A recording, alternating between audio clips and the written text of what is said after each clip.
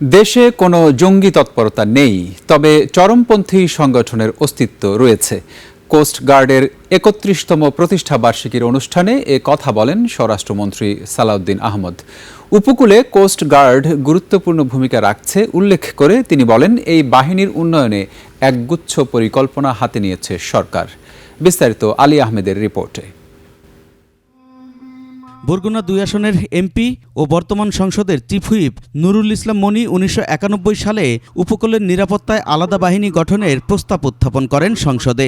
বিষয়টি গুরুত্ব বিবেচনায় তৎকালীন প্রধানমন্ত্রী বেগম খালেদা জিয়া ১৯৯৪ সালে বাংলাদেশ কোস্টগার্ড অ্যাক্ট সংসদে পাশ করেন এবং ১৯৯৫ সালে এই বাহিনী প্রতিষ্ঠিত হয়। গার্ডিয়ান অ্যাট সি মূলমন্ত্রে প্রতিষ্ঠিত এই বাহিনী উপকূলের চোরাচালান রোধ, মৎস্য সম্পদ রক্ষা এবং জনগোষ্ঠীর জানমাল রক্ষায় গুরুত্বপূর্ণ ভূমিকা পালন করছে।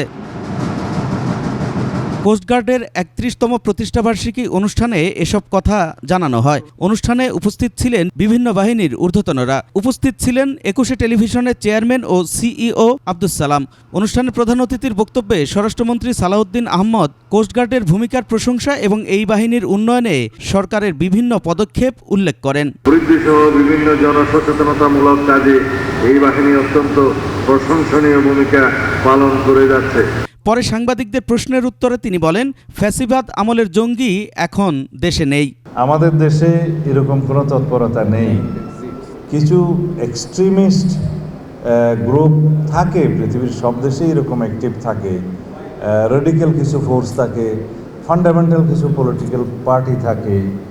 এগুলো আমরা ইউজ টু, এগুলো থাকে। কিন্তু সেই বিষয়ে আপনি যে শব্দ উচ্চারণ করলেন, আমাদের দেশের বর্তমান কালচারে সেটা এখন আর নাই।